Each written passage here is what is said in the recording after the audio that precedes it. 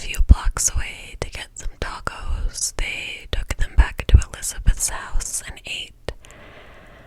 On their way back from the restaurant, this car pulls up and rolls down the window, and Jennifer stiffens. Like, they're from not a great part of Houston, right? And there's a lot of gang activity, and they do not talk or even engage in strangers. But Elizabeth was smiling. Jennifer's kind of confused, but the guy in the car then yells out and says, "What are you two cuties doing out here?" And Jennifer realizes that it's Elizabeth's dad, and they burst out laughing and say hi and continue on their walk. They get their tacos, they go back to Elizabeth's, they eat them, and then they decide that they want to go to one of their friends' houses, and her name is Gina. Now, Gina lived in an apartment that wasn't super close to where Elizabeth lived. So Elizabeth's mom dropped them off at Gina's and is like, "Just remember, you have to be home by 11. And this night, just like every other night that Jennifer was out with friends, she was constantly checking in with her parents. She would use like the home landline of wherever they were and call her parents to let them know where she would be, who she was with, what the plan was. Gina, Jennifer, and Elizabeth were hanging out by the apartment pool. And around 10 o'clock, they're like, "Oh, we should probably get going." It's like a half-hour walk back to Elizabeth's house. But then they kind of got distracted and more people showed up and they started talking, and pretty soon it was 10:45 and they were panicked because there was no way that they could cover the blocks and blocks they would have to walk to get back home by 11. So they decided to take a shortcut home. They weren't going to walk along the streets, which would have been their normal path home.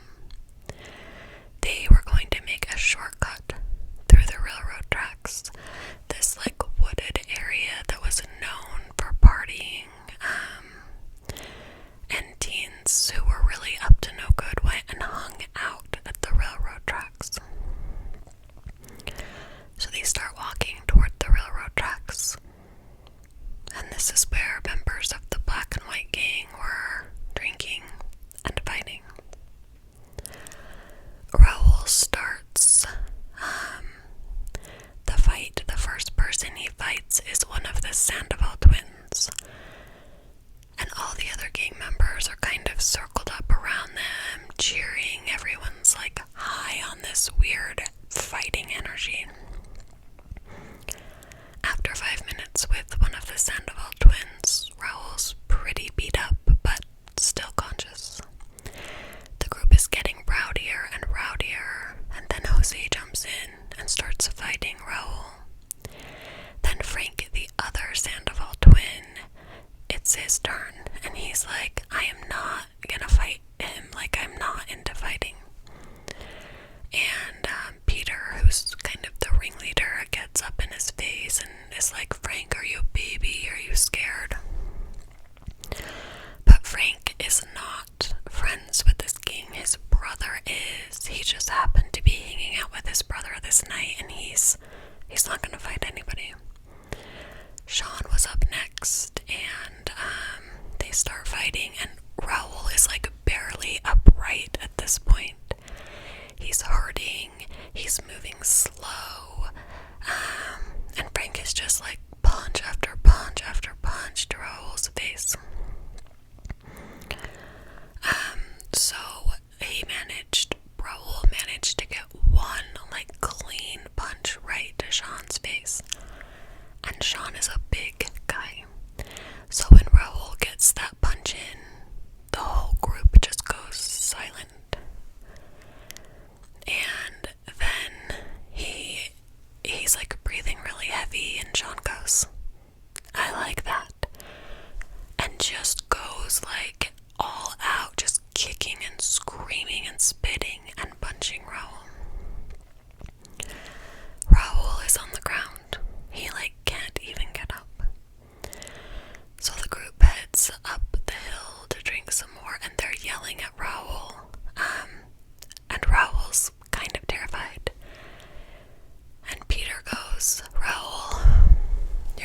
now. Welcome to the king. At this point, Frank Sandoval, one of the twins, the one who had refused to fight, he wants to leave. Like, this is way more than he bargained for. He didn't realize his brother was hanging out with such, like, crazy guys. And he has a really bad feeling. And he's like, let's go home. And his twin, Ramon, is like, no, let's hang out. And he's like, we're leaving. So they end up walking away, and everyone's like, oh, get back here, you little babies. But they're headed home. As they left, they walked right past two girls. As the girls are walking past the group of gang members, Jose stands up and he's like, well, what do we have here? And then he grabs Elizabeth's breast and she swats his hand away, and he's like, where are you going, baby? And like grabs a hold of her and won't let her go. And then he like yells, she starts yelling, and he grabs her and he throws her on the ground, and she's just screaming. The Sandoval twins were not very far away at all when this happened. They hear the screaming, they look back over their shoulder, and they watched Jose throw one of the girls to the ground. But they didn't stop. They didn't go back to help the girls. They didn't go and try to get help or like make an anonymous 911 call. They just went home and did nothing. They would later testify in court that they knew that that group of men were probably going to rape and kill the girls. But they didn't care, or they didn't do anything. When the guys kind of started circling the girls and grabbing at them, Jennifer had actually taken off running, and she got away. And she turned around when she realized that Elizabeth was being held on the ground, and she went back to save her best friend.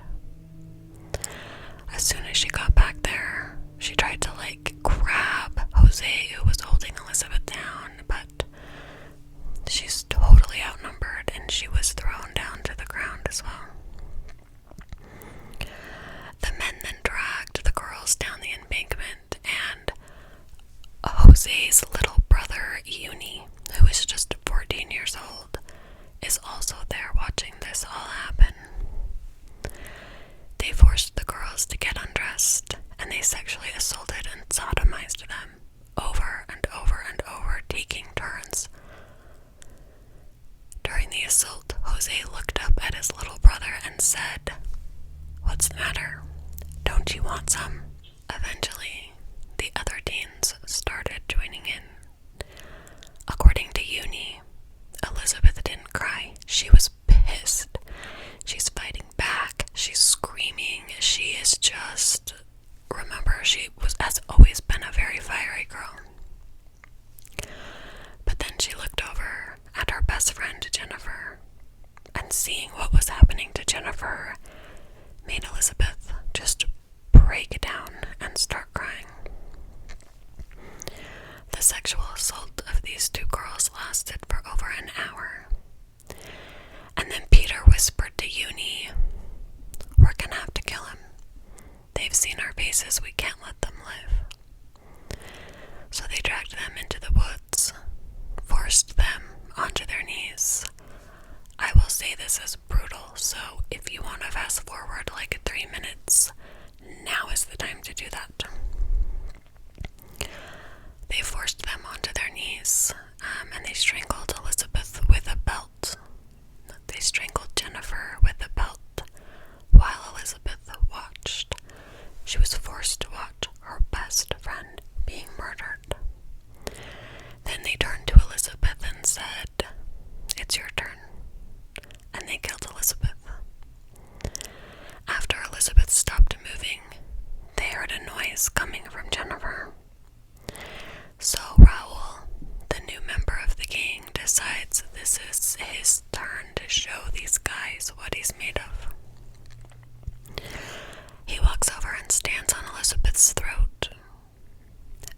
starts jumping. And they all join in, stomping these girls' bodies until they were unrecognizable. The book I read about this said they were just masses of blood and bones. Then they start taking off the girls' jewelry. They took off Jennifer's Disney watch, and Elizabeth had a ring that was like the letter E on it. Jose wanted that ring because he was going to give it to his girlfriend, Esther. Then they left and they went to Peter's brother's house because his wife would cook food for them. So they show up at Peter's brother's house, and his sister-in-law's like, "Why are you guys here?" They're drunk. They have blood all over them. They have scratches all over. And they're like bouncing off the walls. She thinks they're high on drugs or something. And Peter says, "Let's just say we had a lot of fun tonight." And all of them start laughing. And she's like, "So why are you here?" And they're like, "We're hungry and we need a shower." Christina notices all of the blood on them, and she's like, "What did you guys do?" And Jose tells her that they met some girls and had some fun with them, and they're laughing and bragging about everything they did to these girls. And Christina is horrified. But her husband's sitting there. Okay, so let me paint the dynamic of their relationship.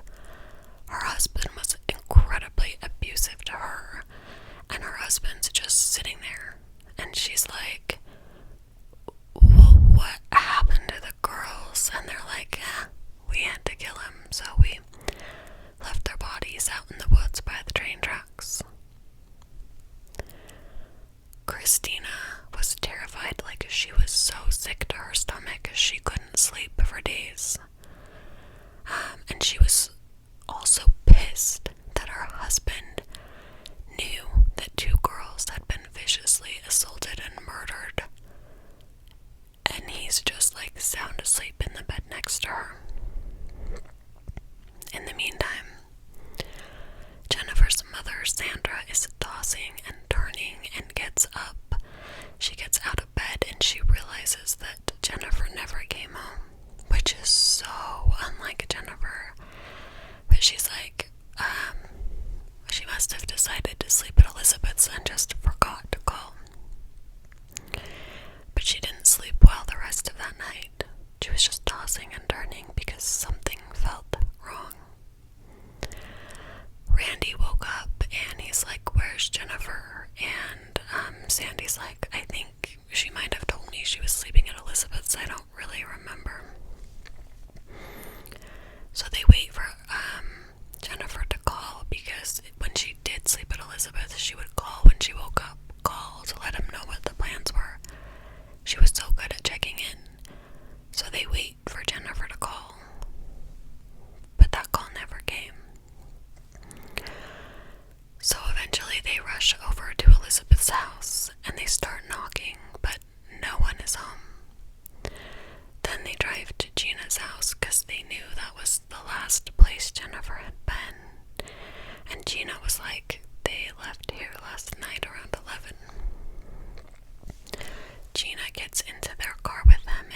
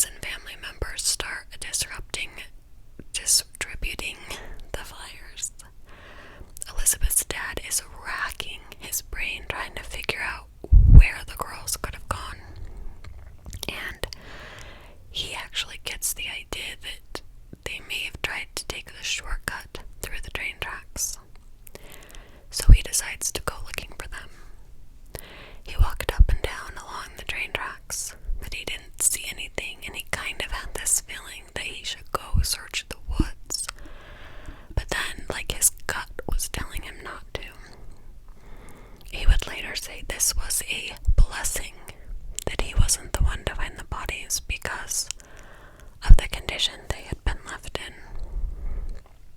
In the meantime, the members of the Black and White gang were riding this high they had been on since killing the girls. But Christina was haunted by what she knew. So she sits her husband down, Joe Canton, and she basically takes off her wedding ring and she's like, look, I'm leaving. I'm going to the police. This is not okay. It is not okay that you're not doing anything.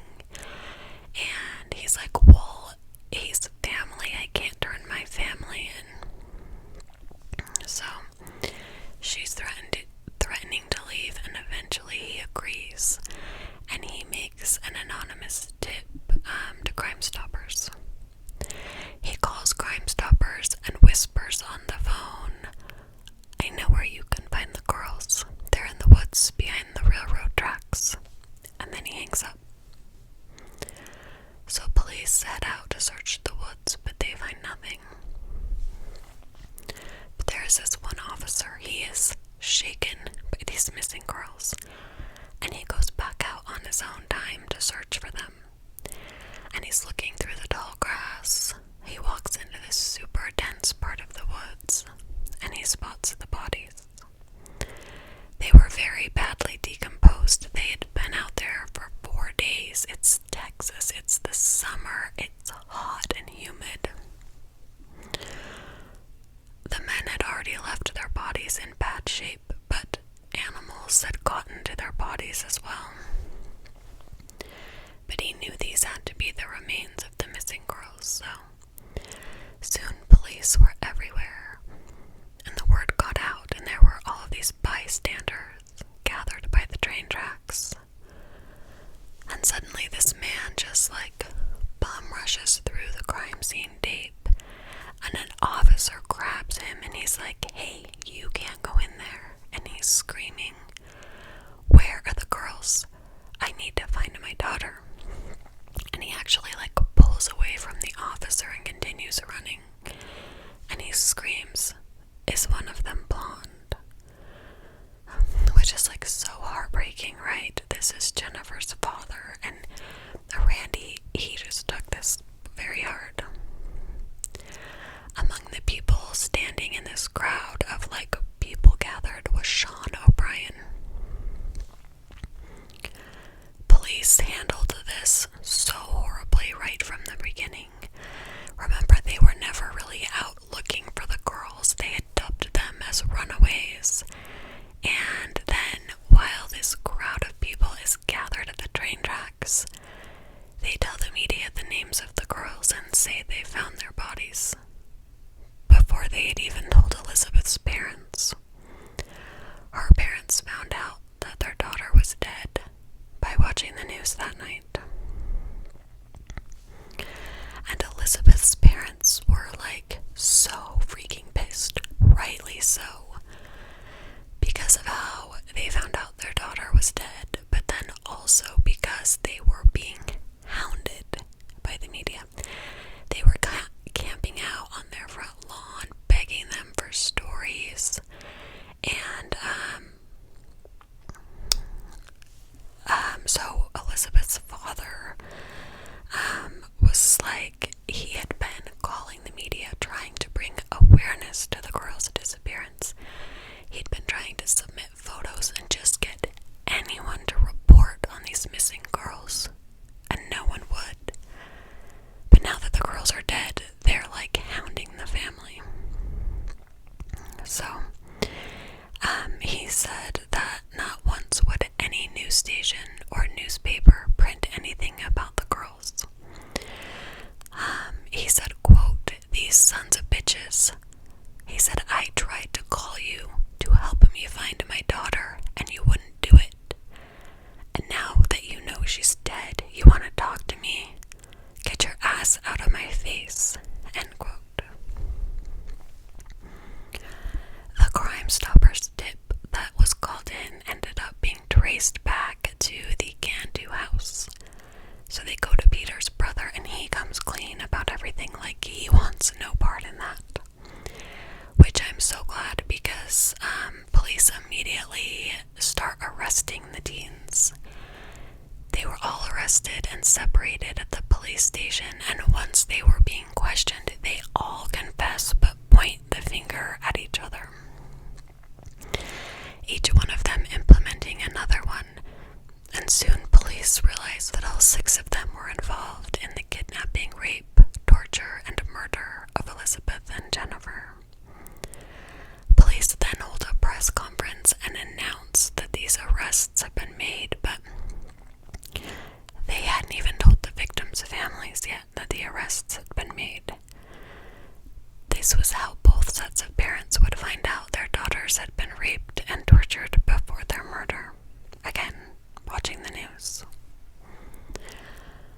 Elizabeth's parents were much more vocal in the media after the murders. The Peñas did come out and thank Christina, saying if it had not been for her bravery, even though she knew she was surrounded by a bunch of murderers, she was still brave enough to urge her husband to do something. And Elizabeth's dad said if it wasn't for her, they likely would have never gotten caught.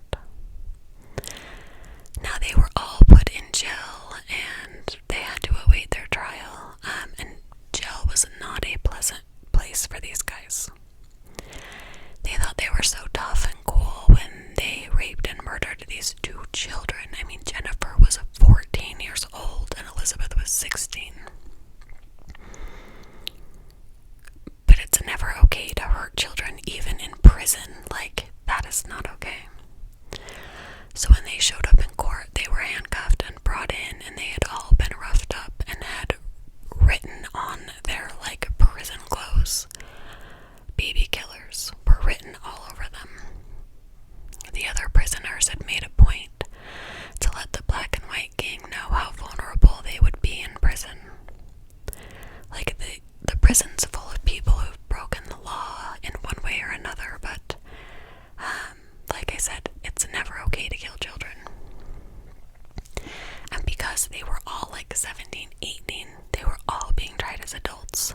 They were all, except for Uni, in general population. The families had a funeral for the girls, and it was beautiful. The entire community really rallied for these families. Reporters flocked to the funeral trying to get pictures, and all of the family members and friends stood up on chairs in a circle to block photographers from getting photos of the grieving family.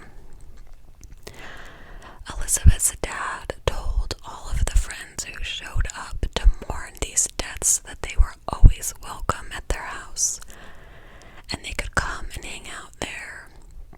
And they began showing up twice a week.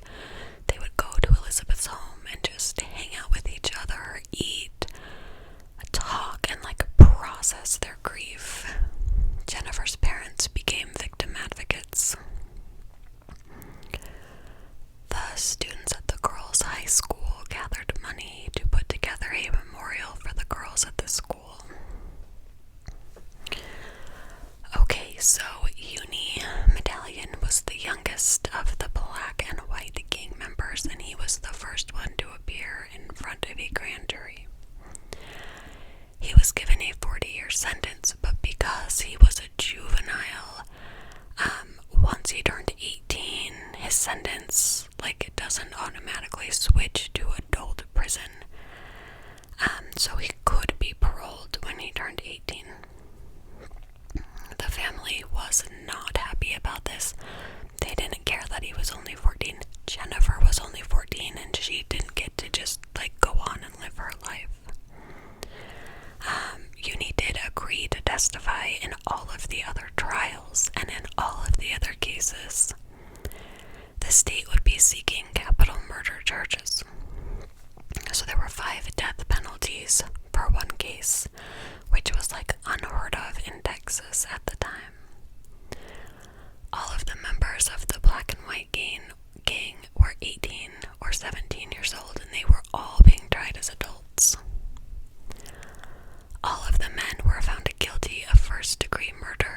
were sentenced to death. They were sent to the Texas Department of Criminal Justice, where they would stay on death row.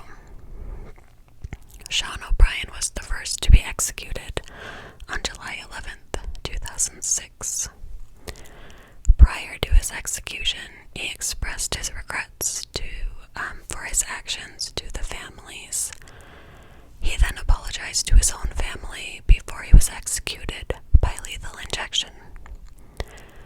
In response to the accusations from anti-death penalty advocates that capital punishment is cruel and unusual form of punishment, Elizabeth's father remarked that O'Brien's death had occurred peacefully in 20 seconds, adding, quote, "I wish to God that my daughter could have died that easily. Put a needle in her arm and just go to sleep. I wish to hell he could have died the way she died." Jose appealed his execution, saying that he had informed the city of Houston and the Harris County police officers that he was a Mexican citizen, and he had been unable to confer with the Mexican consulate officials. The prosecutor said that he never told them he was a Mexican citizen.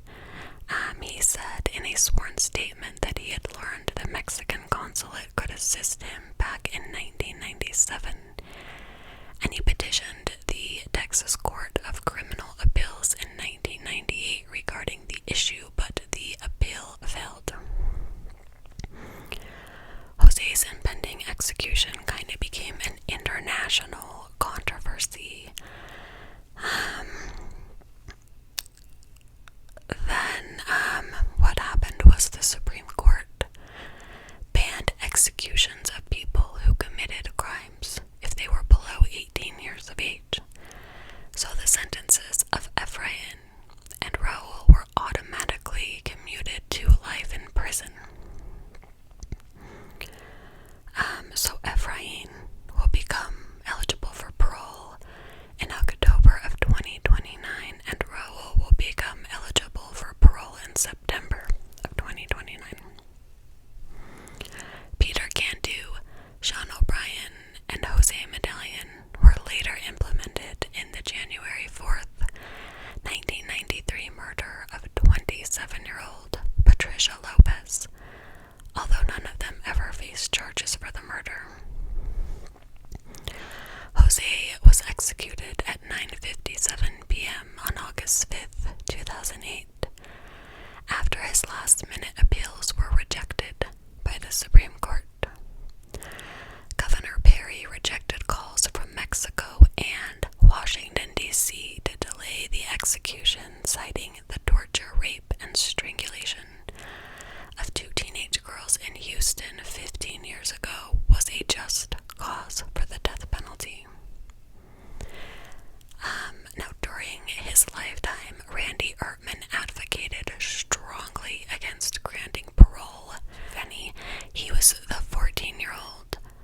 Every time he came up for parole, Randy was there to talk about how he should not get out.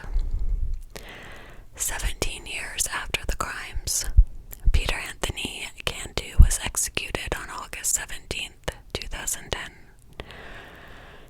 by lethal injection. The parents of the murder victims successfully advocated for the state of Texas allowing relatives of victims to have permission to witness the executions.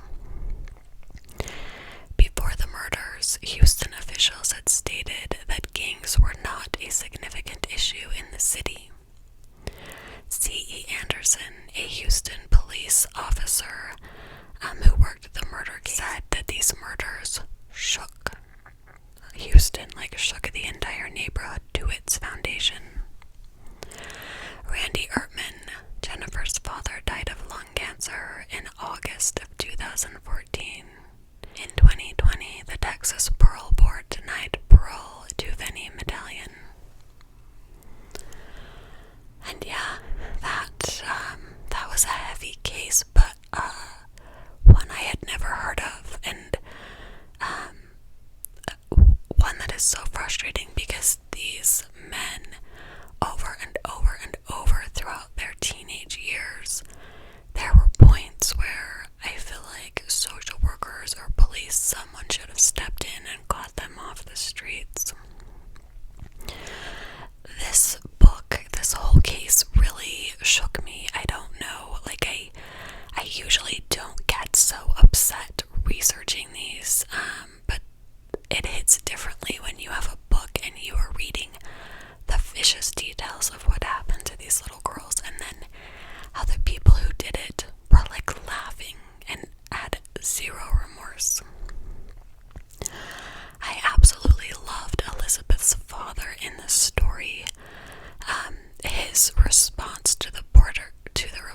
senators who said that the death penalty was inhumane, I thought was perfect. And I guess I don't want to cause a ruckus here on Patreon about if I'm pro death penalty or not. But I will say I am glad this case happened in Texas, because if you kill someone in Texas, they will not hesitate to bring death penalty charges. And I feel like these tough boys really did face the consequences of their actions. But like I said in the first video, they had very traumatic childhood, and there were so many points along the way that people could have stepped in to help, but they didn't. So